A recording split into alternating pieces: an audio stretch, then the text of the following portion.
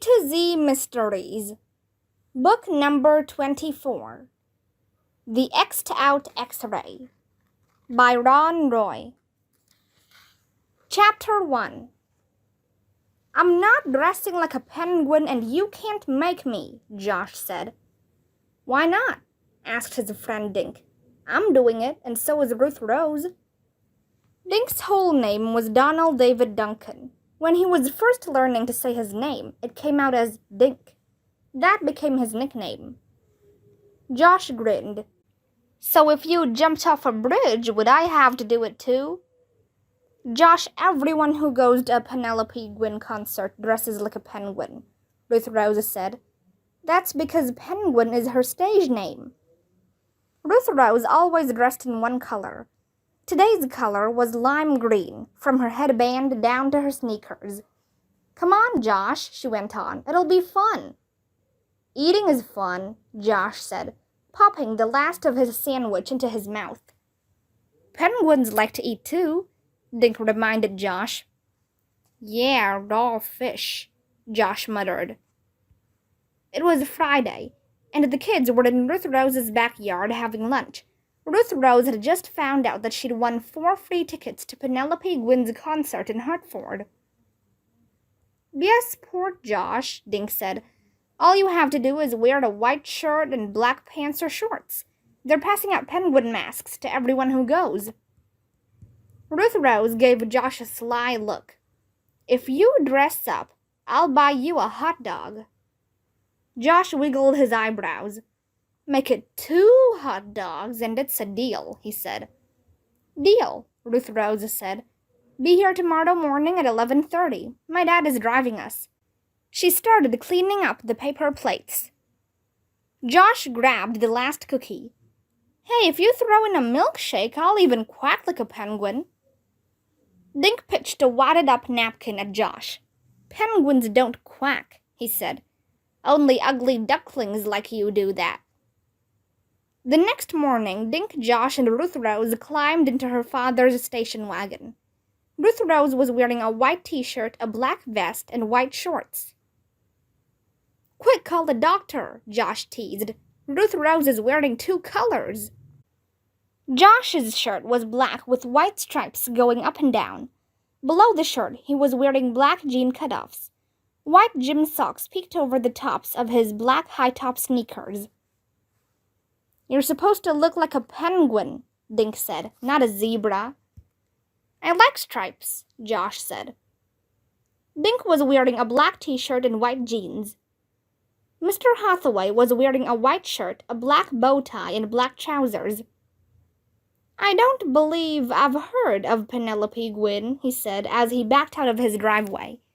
What kind of music does she play? Rock and roll, Ruth Rose said.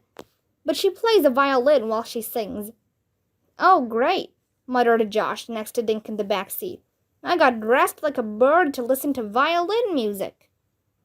You could always stick your 2 hot dogs in your ears, Dink suggested. 20 minutes later, they were in Hartford. Mr. Hathaway parked his car in a lot across the street from Bushnell Park, where the concert was being held. Look, said Ruth Rose, pointing to a white trailer near the park entrance. Painted on the side of the trailer was a life-sized portrait of Penelope Gwyn. On the rear of the trailer was a picture of a real penguin. Does she live in that thing? Josh asked. Not a big star like her, Ruth Rose said. I think she just travels in it to her concerts. I'll bet she has the penthouse in that hotel. Across the street from the park stood the Parkview Hotel. It was 12 stories high, and its windows reflected the blue sky. Well, let's find our seats, Ruth Rose's father suggested. At the gate, Ruth Rose handed the tickets to a man wearing a penguin suit. He told them where to sit, then gave them each a cardboard penguin mask. Just fold on the dotted lines to make the beak stick out, the man said. Then poke out the eye holes so you can see. The kids and Mr. Hathaway stepped over a lot of feet and legs to get to their seats. Almost everyone was dressed in black and white and wearing a penguin mask. A tall woman sat in front of Dink. He noticed that she was reading a thick autograph book. Her penguin mask was resting on top of her bright yellow hair. "I feel like a jerk," Josh said as he placed the mask over his face. His red hair spiked over the top of the mask. "I think you look very penguin-like, Josh," Mr. Hathaway said as he put on his own mask. "These are excellent seats," Dink said. The kids were only 20 feet from the stage. Penelope's band members were all dressed like penguins. They sat at the back of the stage, tuning their instruments. To the right of the stage was a green tent with a red cross painted over the entrance. Next to the cross were the words, "First Aid Tent." Several food carts were parked along a path a few yards away. A police officer on a horse moved slowly through the crowd. She stopped and chatted with people and let kids pet the horse. Josh leaned in toward Ruth Rose. "When do I get my hot dogs?" he asked. "At intermission," she answered. At exactly 1 o'clock, the door of the penguin trailer opened up and Penelope Gwynn stepped out. A tall, broad-shouldered man was with her. Everyone in the audience stood up and started clapping as the star walked across the lawn toward the stage. Penelope Gwynn was wearing a black and white outfit that sparkled. Her black hair was piled high on her head. Hanging from a chain around her neck was a diamond penguin. The jewel glittered in the sun. Chapter 2. Penelope Gwynn climbed the stage steps, and the crowd settled down. The tall man stood at the bottom of the steps with his muscular arms crossed. On the stage, someone handed Penelope her violin. Then the group began to play. After a few minutes, the band stopped and Penelope Gwynn played her violin. When she began to sing, the audience joined in. Dink noticed that Josh was snapping his fingers. "Thought you didn't like violin music," he whispered to Josh. "I don't usually," Josh said, "but I've never heard anyone play a violin like this before."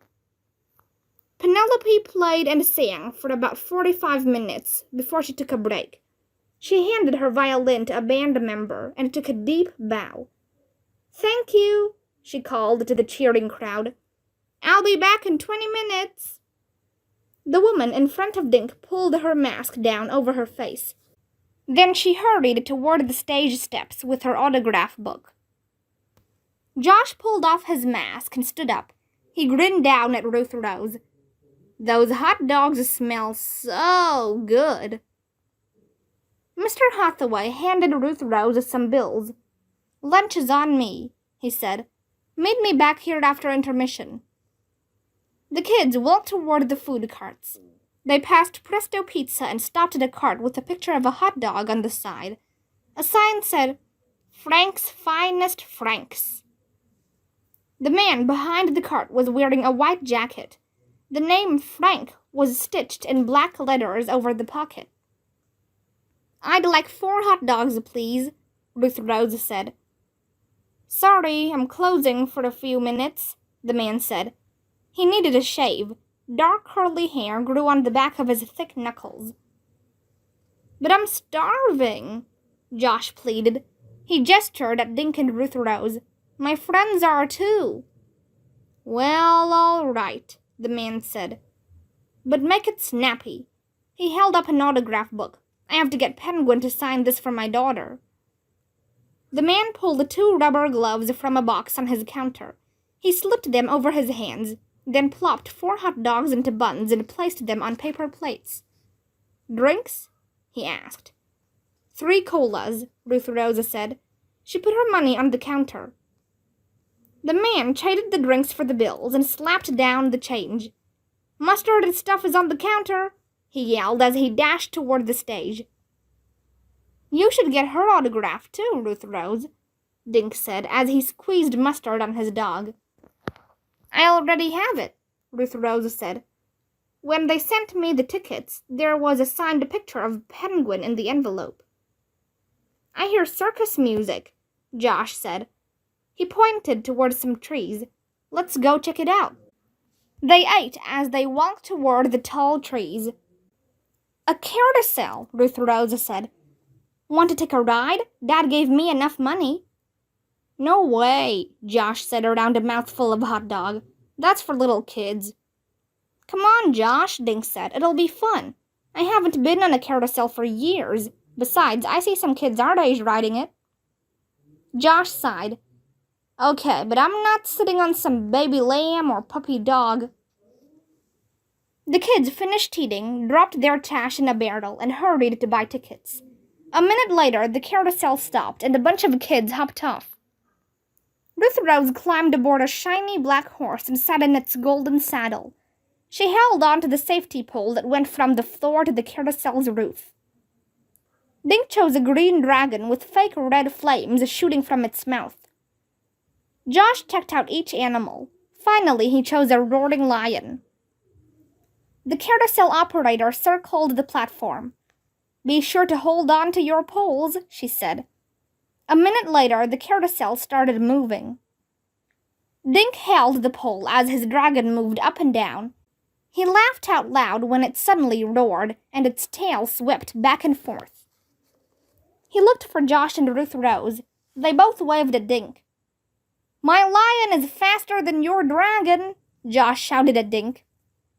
Just then, Dink heard yelling from over by the stage. He tried to see what was going on, but a crowd of people blocked his view. The yelling continued, and Dink still couldn't see. Holding onto his safety pole, he kneeled on the dragon's back for a better view. But the dragon was slippery, and Dink suddenly felt himself falling. He slid off, landing on the wooden platform.